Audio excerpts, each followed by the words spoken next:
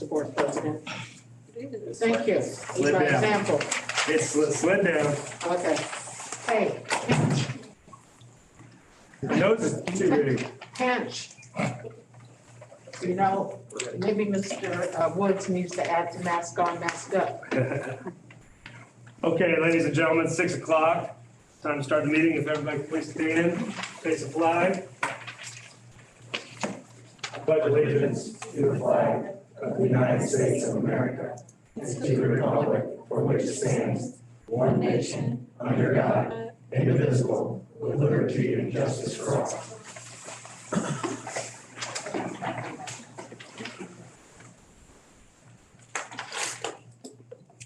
John Brotherton. Here. Motor Johnson. Here. Nikki Pettit. Here. Mitch Wilson. Here. Joe Robinson. Here. Tyler Wilson. Andy Graham. Here. Okay. Everybody is in attendance. Thanks for coming, everybody. Everybody's had a chance to look at the agenda. If there's any changes that need to be made or modifications, now's the time. If not, can we get a motion to approve tonight's agenda? Also moved. Okay, could I have a second? I said. Mr. Brunson with the first, Mr. Johnson with the second. John Brotherton. Aye. Moto Johnson. Aye. Nikki Pettit. Aye. Mitch Wilson. Aye. Joe Robinson. Aye. Andy Graham. Aye. Item number 3, we're at the public comment portion of the meeting. Mr. Johnson. Thank you, sir. I'd like to thank everybody that showed up, including board members, staff. There's quite a few things that I'd like to say, but I'm actually going to stick it to basically one. And the reason I'm going to do that is basically, I think it would be better in my behalf just to stick to the one thing. My question is when a parent calls in and asks a safety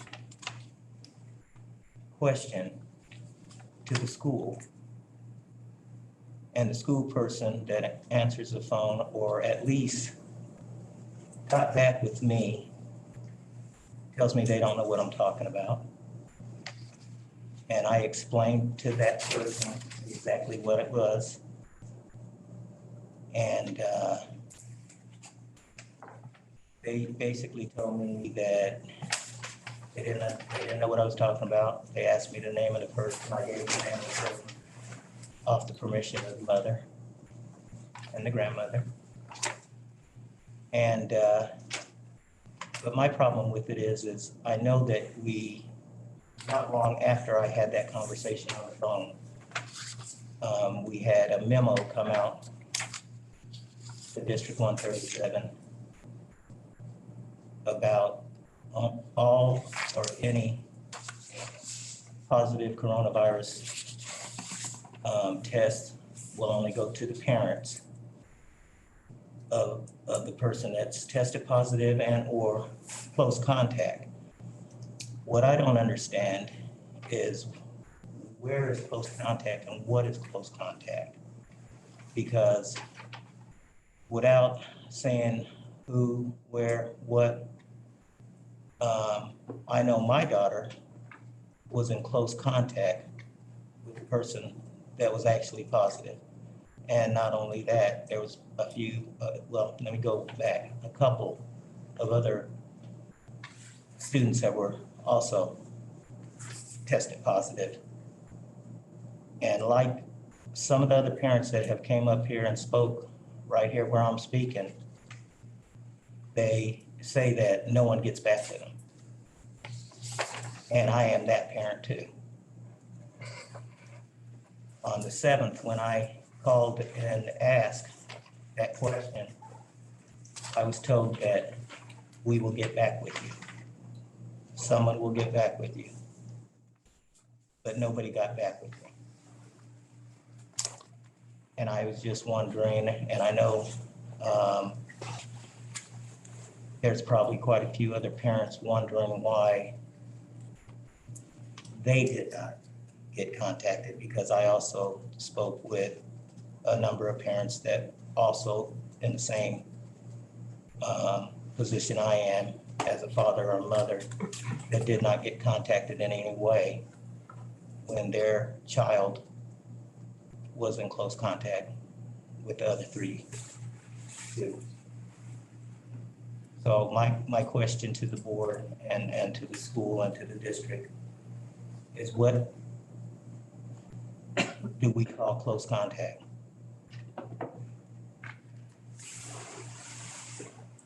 That's all. Thank you. Mrs. Sweat?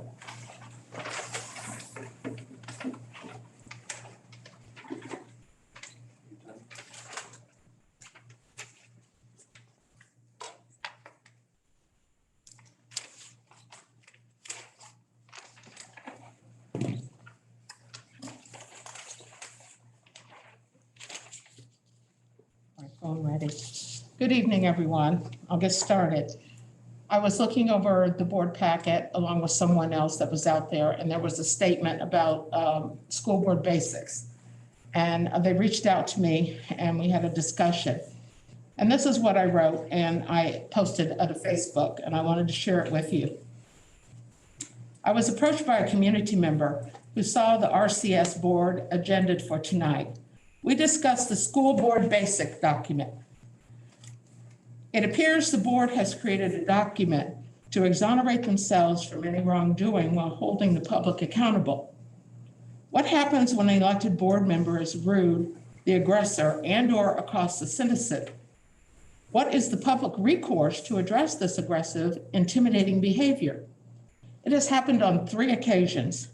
One resulted in a formal OMA violation, and the other, no outreach or mediation, is what I told this person. I will end with this. I was reviewing with my granddaughter today, who's sitting over there, her religion assignment with her regarding the 4th commandment. It says, honor and obey thy mother and father. It mentioned to honor those in authority leadership as well. The last question in the study guide was multiple choice. It asked, our leaders must do what? A, show us respect to. B, never ask us to do something that is wrong. C, be honest and trustworthy. Or D, all of the above. I say, if you did not choose D as the correct answer, then we have a serious problem as citizens in this community. Thank you. Thank you.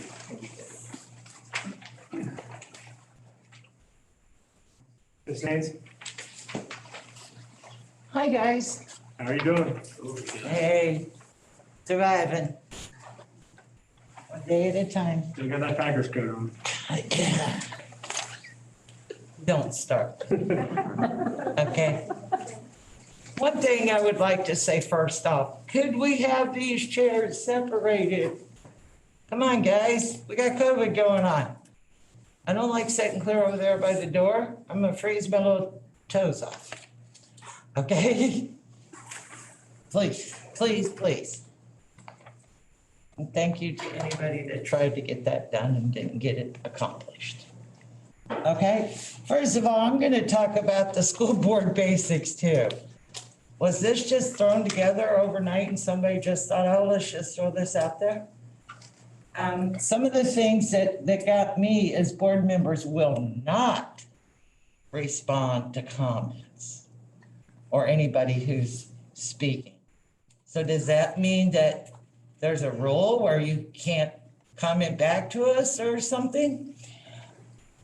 You know, what if Mitch wants to comment back to me and tell me, okay, Lois, go sit down or something? You see what I'm saying? But guys, come on, the village board doesn't even do that. Come on. The other thing is, observe the board president's decision to shorten public comment to conserve time and give the maximum number of anyway, an opportunity to speak, please. There's a lot of people here, so I need to talk fast, right? It's kind of ridiculous. Okay, that's my personal opinion, but everybody has one. Conduct ourselves with respect and civility towards others and otherwise abide by the board policies. I think it should say, and what do you think I'm gonna say? Board members, teachers, everybody, not just somebody who's here. Okay, don't you guys agree? Sure you do, okay? Okay, petitions or written correspondence to the board shall be presented to the board the next regular board packet. I didn't quite understand that statement. If I got a petition I'm passing around, why do I have to give it at the board meeting to be discussed at the next board meeting? That ain't gonna happen. If I got a petition, you all know about it. Okay?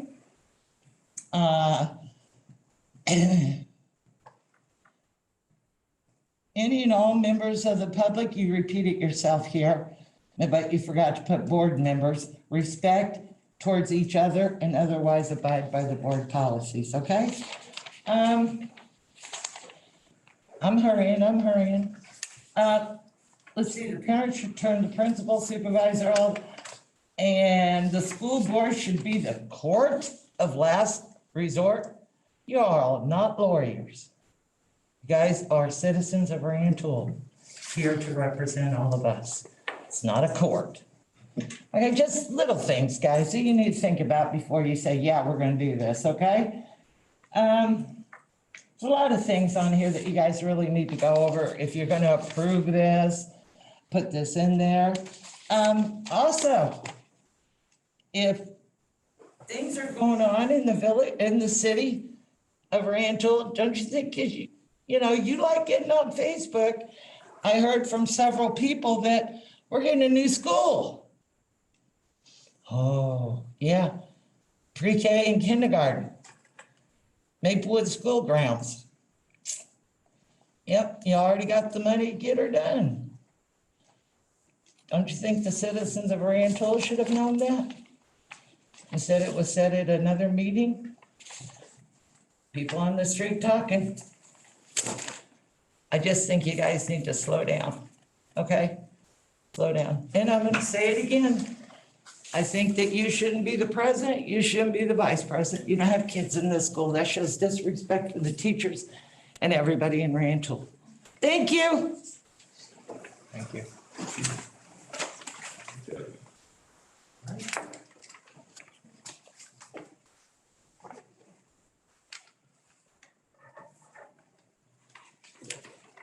Item number 4 is the consent agenda. All items in the consent agenda are to be considered routine in nature. It'll be enacted by a single motion and subsequent roll call vote. There will be no super discussion on these items unless a board member so requests. In which event, this item will be removed from the consent agenda and considered as a first item after the consent agenda.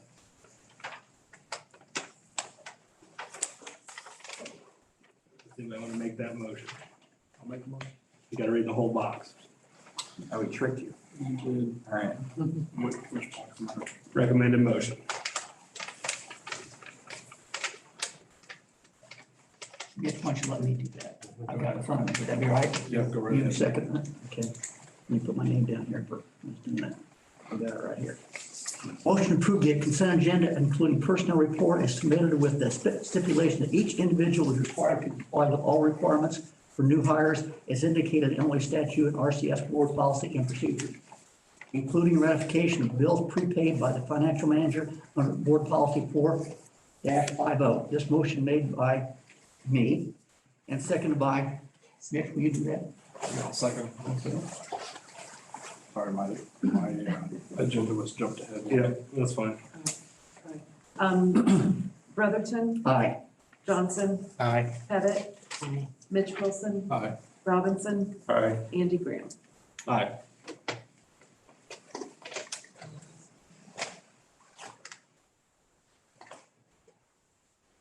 Don't need item number 5.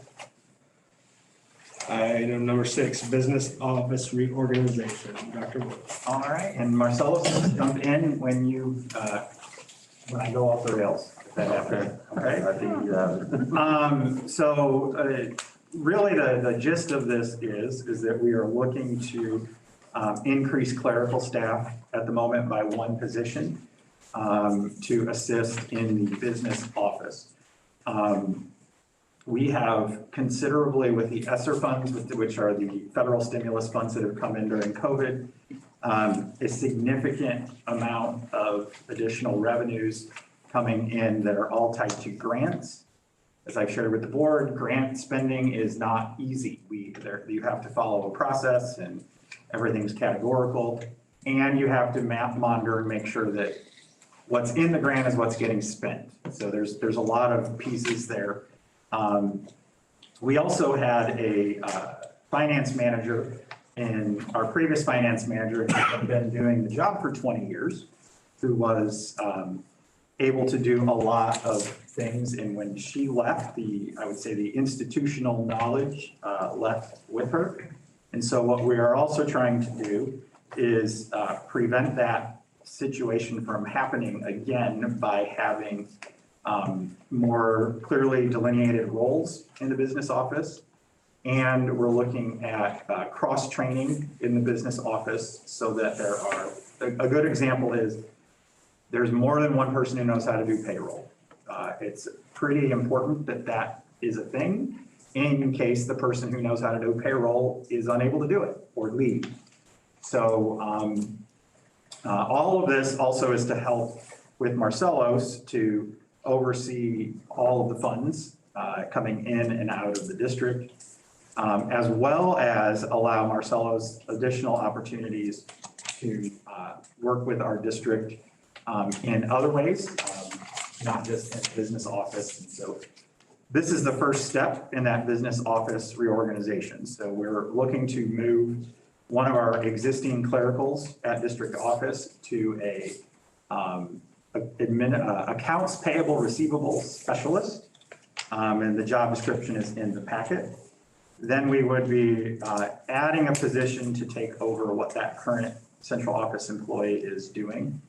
And then that new person who comes in who, frankly, I anticipate would likely be one of our building level clericals because of the need to know Skyward and already know something about our internal accounting systems. So Marcellus would then be overseeing an office with an accounts payable receivable specialist and administrative specialist for the business office who are assisting with all of the accounting that has to go on. They also do purchasing for other departments, such as the technology department and the facilities department, so for instance, Shannon and Nakia, they don't have clericals or secretaries that work with them directly. So I did include, I didn't make that one public yet. I will make it public after the meeting, is the organizational chart that kind of shows where these positions are going to go in.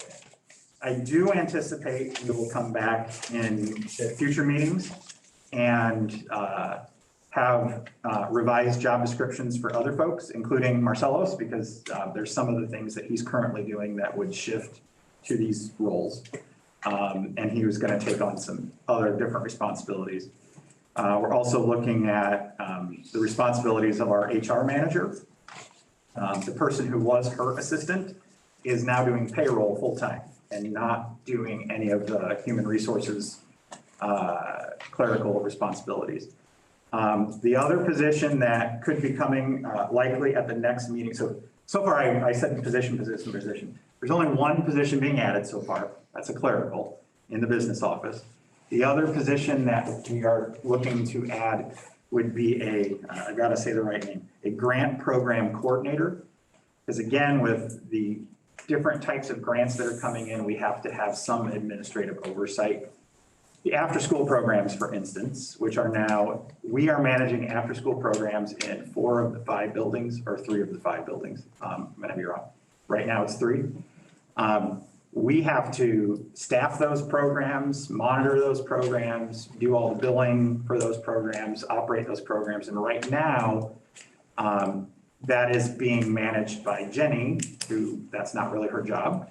And Michelle Ramage is also assisting that with that. But as we know, Michelle's not going to be here for much longer, and she's stepped in to help do that. So I do see me coming back in another month with a grant program coordinator position. We haven't determined if it needs to be full-time or part-time yet. I guess the other thing to keep in mind too is we are sitting on a lot of vacant positions when it comes to teachers. So from a paying for these positions point of view, the money is there set aside for salaries right now. And we don't have positions filled. So these are positions we think we can fill and will help support the schools in the process. So I talked more than I probably needed to on that, but we did review it at the Finance Committee meeting that Mr. Johnson was at and Nikki was aware of earlier this month, and we talked about a lot of this stuff. So I know, Mr. Johnson, you were fine with adding the positions and some of the things we talked about at that meeting, right? Yes, sir. Only the other thing is you kind of hit on it, but it didn't really, I don't understand part of it. Is like when you're saying we're taking, for example, when we're taking a job duty from one person to subtract a lot of the duties that they have, which may or may not have been their duty in the first place, is that going to keep their, and the reason I'm asking this, salary at a minimum? So then that way, later on in the year, by us adding this other job, other person to a job that's going to be doing that job, that salary won't be capped by asking for a pay increase for the person that we're taking the job from. I'm not sure I understand the question. Sorry. Well, what I mean is for example, if I'm a person and I'm doing X amount of jobs, I'm doing 4 jobs, you take 2 of my jobs away, I'm making a salary, you add another salary, which is on top of my salary. Okay, so now you're paying 2 salaries. Now it comes down to whatever time in the year someone says, hey, you know what, I'd like a raise, or I need a pay increase.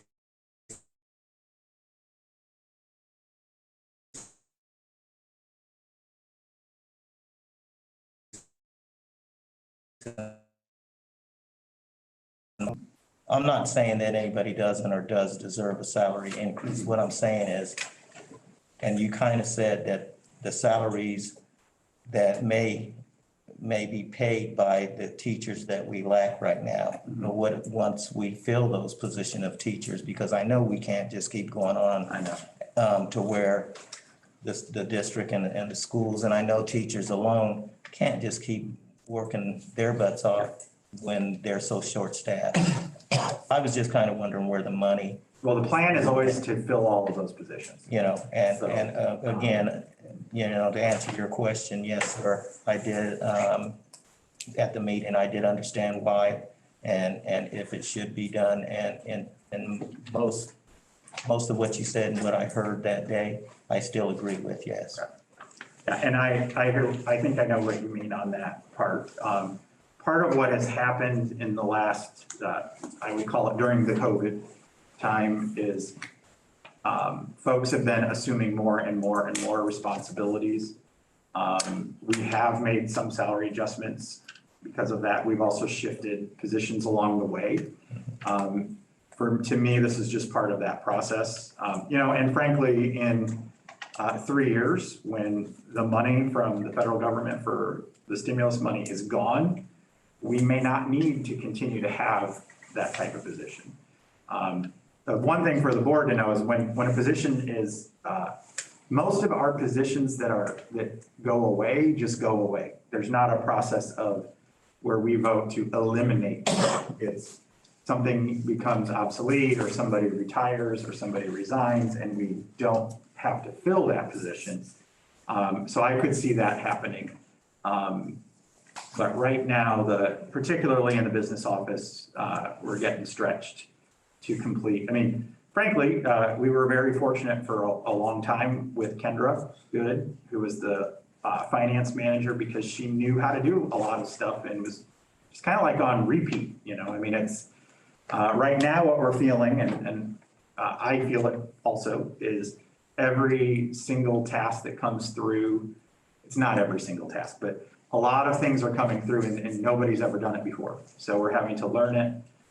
Part of that's because we're new to the roles, but part of that is because it's a lot of new grants that are coming in right now.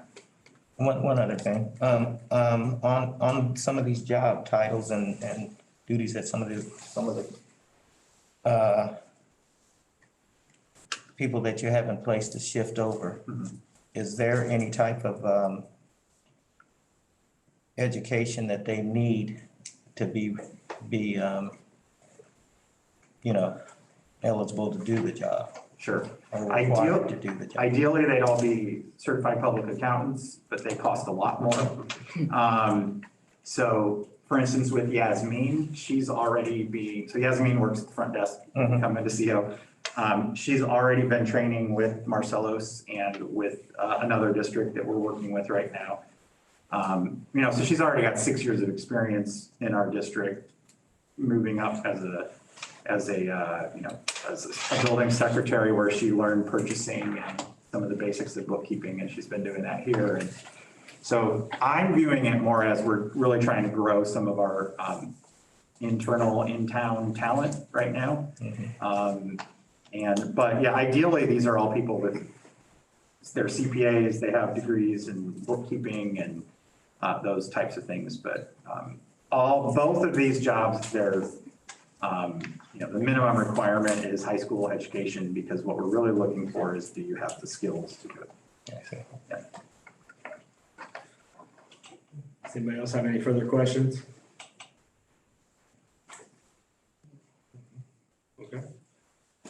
Without any further questions, we get a motion to approve the business office reorganization.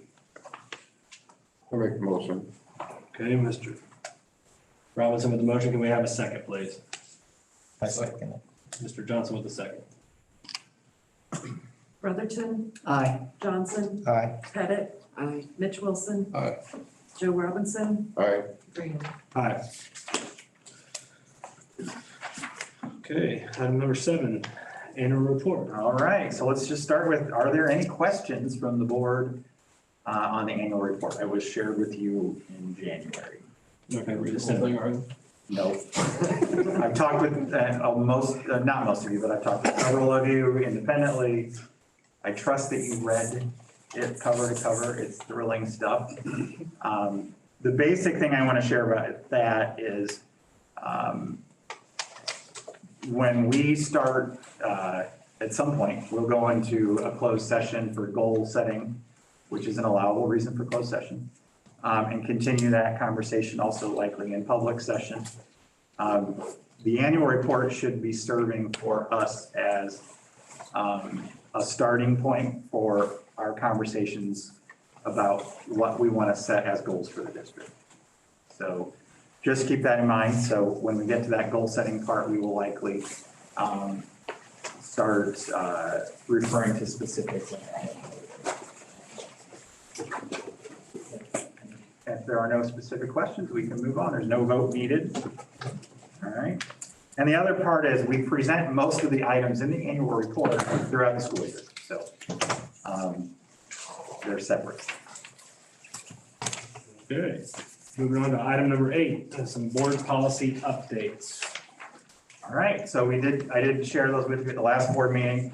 And I am recommending that we adopt the board policies that are in the packet as it's stated. So we are not going to take action on the component that is related to sex education, I should say.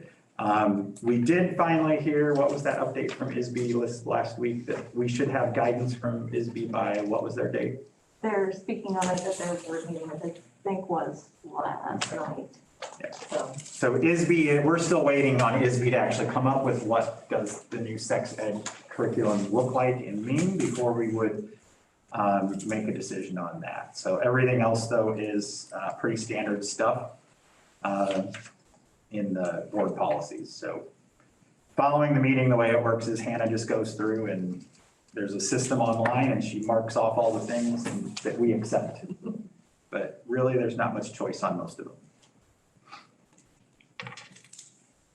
Okay, if there's no comments or questions about the board policies, could we have a motion to accept the new board policies and the recommendations that are before us?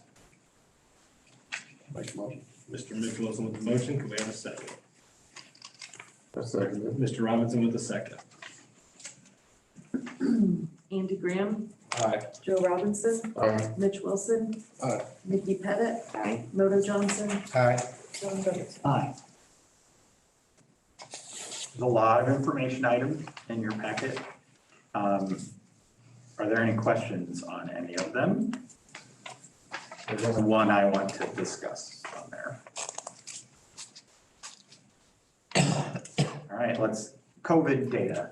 This will give us the chance to talk COVID for a little bit. Things have changed dramatically since our last meeting.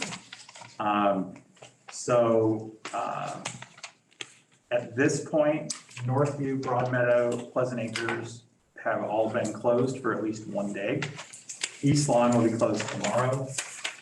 Pre-K was closed for 1 week. What the health department is doing now is when we get to a threshold of 10% of the students or staff in a building testing positive in the last 14 days, we notify the health department and have a conversation at that point. If this was last year, it's likely they would have, maybe they would have shut us down for 2 weeks, but that is not what's happening now. I'm okay with it because we want to have kids in school. What it's doing is giving us, in all of these cases, 1 or 2 days to reset. We had a really good turnout for testing last week at Northview and Broadmeadow, where we had a lot of kids came in with their parents and got tested, and then get them back to school. I do want to answer the question that Mr. Johnson brought up about close contacts. That is probably the biggest sticking point we're on right now. I was on the phone with a parent yesterday, a parent today, about close contacts. So if your child is vaccinated, they're not considered a close contact. And that results then in, if your child is, traditionally we would have, before vaccination, your kid would have been called a close contact. Now, if your child's vaccinated, you're not a close contact. So then you don't have to do test to stay, you don't have to do any of that. But then there's the other part. If we've determined that there is an outbreak in a classroom, and an outbreak in a classroom typically means that there are at least three active cases, sometimes it's more. This was, and I know you and I talked on the phone about this today too, is that if it's an outbreak, it doesn't matter if you're vaccinated. Then you have to test to stay. So the conversations I've been having is, well, you said if my child's vaccinated and they're a close contact, they don't have to test to stay. That's true, unless they're in a classroom that's an outbreak. Folks, it is all a little bit ridiculous at this point. Trying to keep track of the rules, it's very difficult. And I do know that that's probably been the biggest frustration for parents, is they think they've been told one thing, and then the next day they're being told something else. And that is quite possibly literally what's happening, is that it is different the next day. So we had, and the other one, along with the vaccinated kids, is if they've had COVID in the last 90 days, they're not a close contact if they're within the 6 feet and masked up. They're not considered a close contact unless they're in an outbreak classroom. If you're in an outbreak classroom, then you're considered a close contact. And parents are concerned that, well, if you're going to test my kid and he's already had COVID, isn't he going to test positive? Okay. So we're trying to navigate all of that. And it is not fun for the staff. It's not fun for parents. We all know. So I just wanted to the volume of testing we have done, Hannah gets to enter every single one of them every day to the state. But we went from before winter break as a district doing 20 to 30 tests a day to doing well over 100 tests a day. The number of positives, I think our high number on a day was 22 that we tested in one day were positive. And yeah, if this was, we would have been shut down for sure if this was last year, but it's a different time and a different perception of the pandemic. Ader is not closed because they have not hit 10%. It's possible they won't because they have the highest vaccinated population. Those students have had access to the vaccine the longest. They were at 8% today. When I talked with the health department, you know, their thinking is that the trend right now is that it's starting to decline again. It's plateaued, if not starting to decline. So Ader might survive. We don't know. They're also very unlikely to close a building twice. That's the other thing. So pre-K is back in the building. They've still got a lot of COVID cases.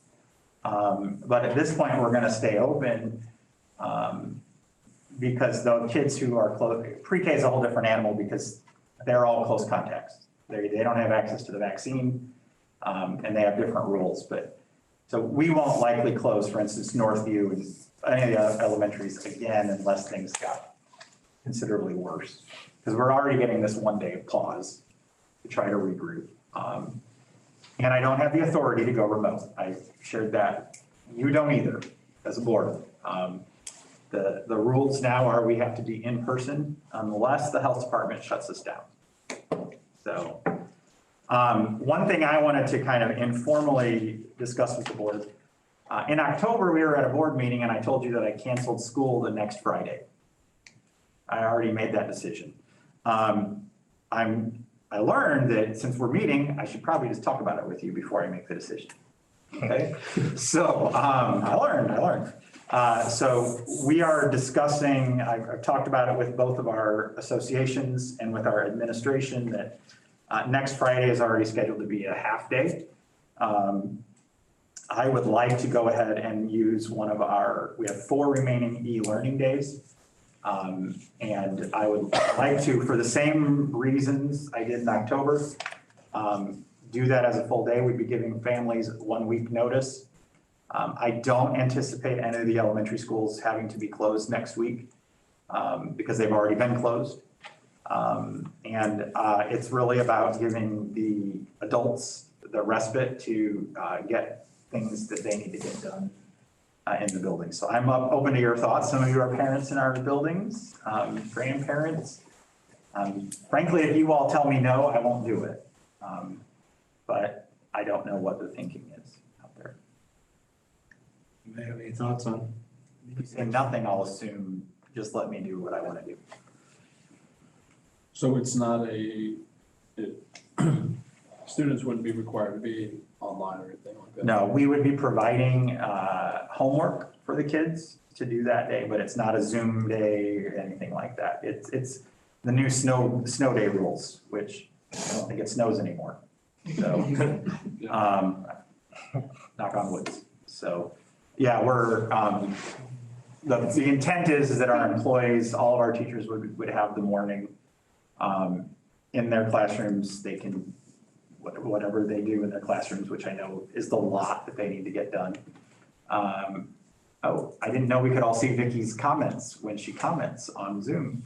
So it's kind of a day of respite. So, but it's not a Zoom day, not anything like that. But it is a childcare day for parents. That's the challenge. Do any parents or any board members have any thoughts or direction that you'd like to see Dr. Woods go with that day?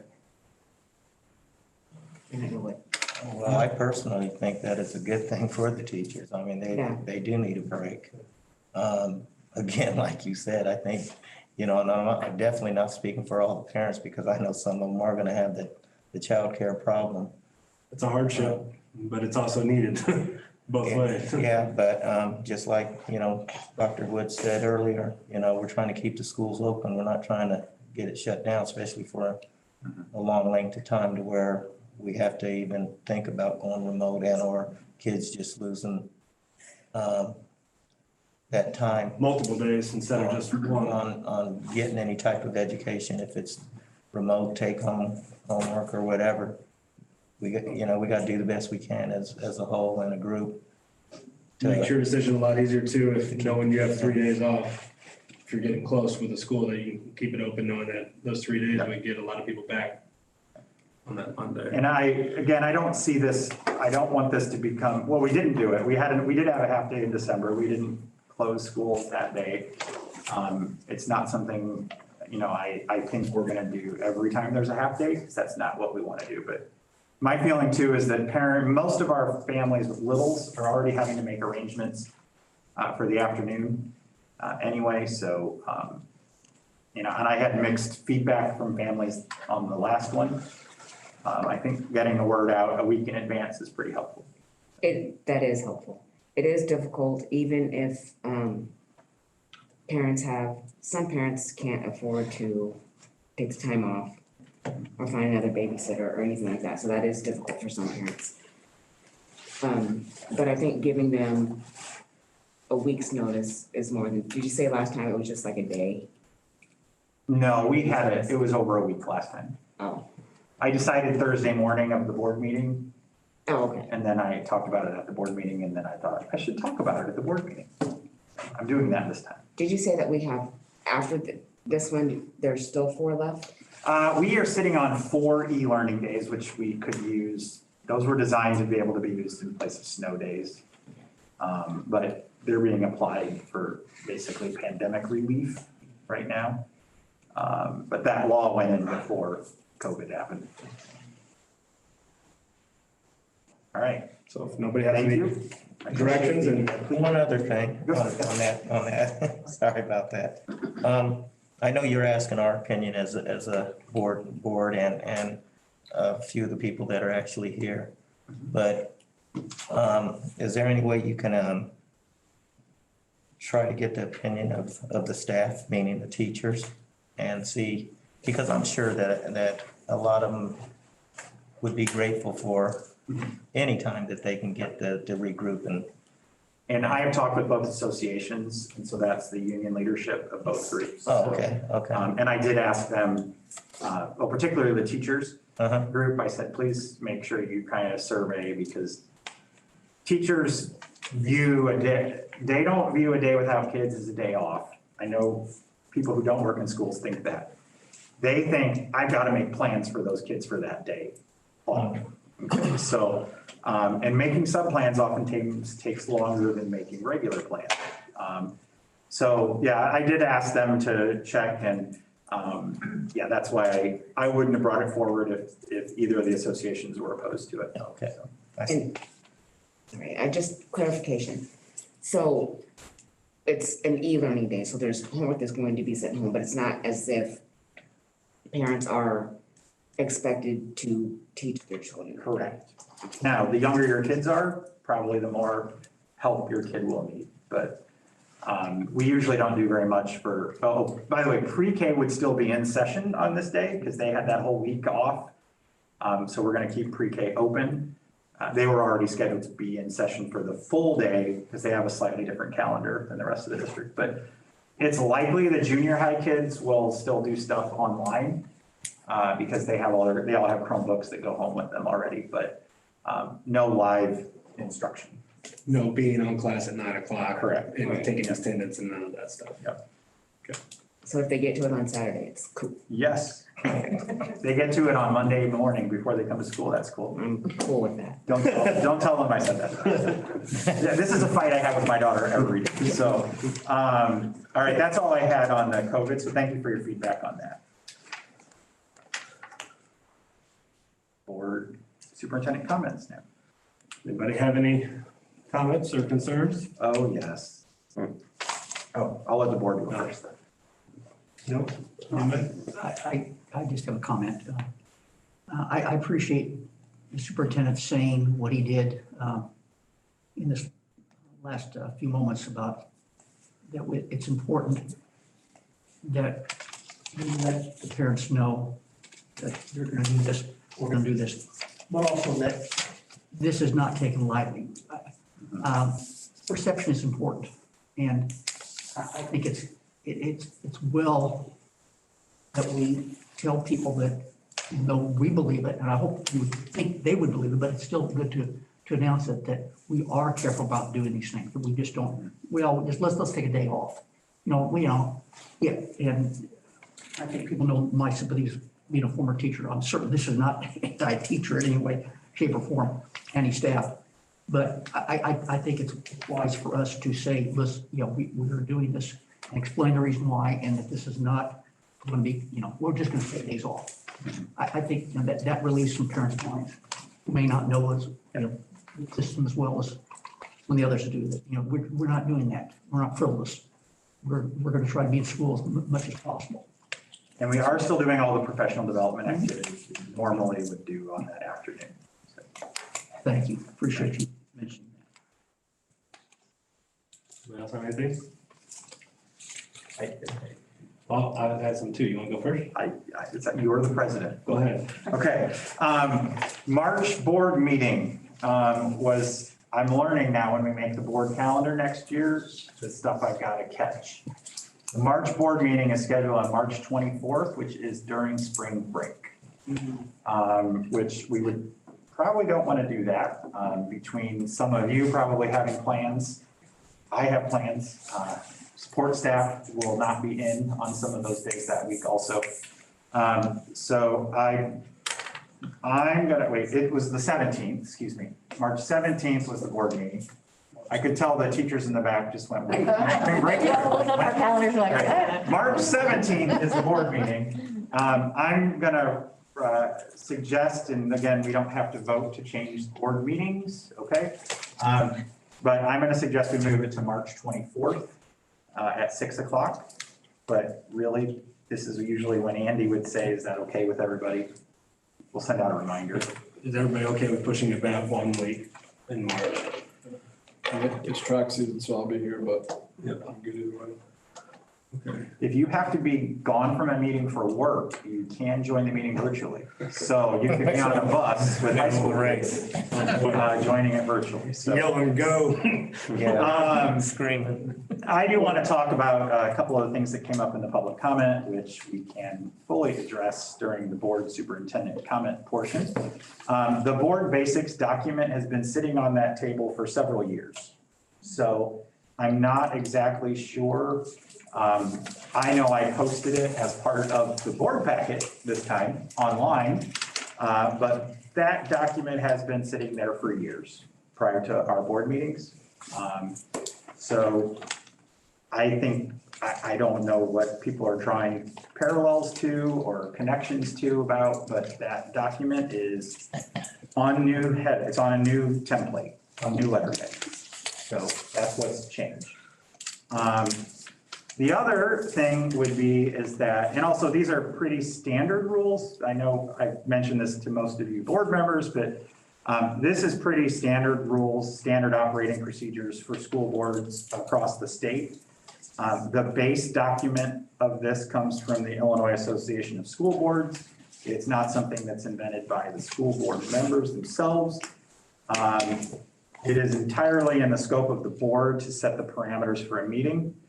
A board meeting is a meeting of the board, and that's it. And they happen to be open to the public, but it is a meeting of the board and for the board. The other thing is, no, there are no plans to build a pre-K building on Maplewood, and we do not have money to do that. We would like to do that.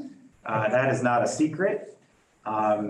There was, I believe I talked about that last board meeting during the discussion about elementary reorganization, that if the Build Back Better bill went through, we were anticipating needing to build a new pre-K center or kindergarten facility, and that we have Mina Thompson available as vacant land where we could do that. So these are not secrets.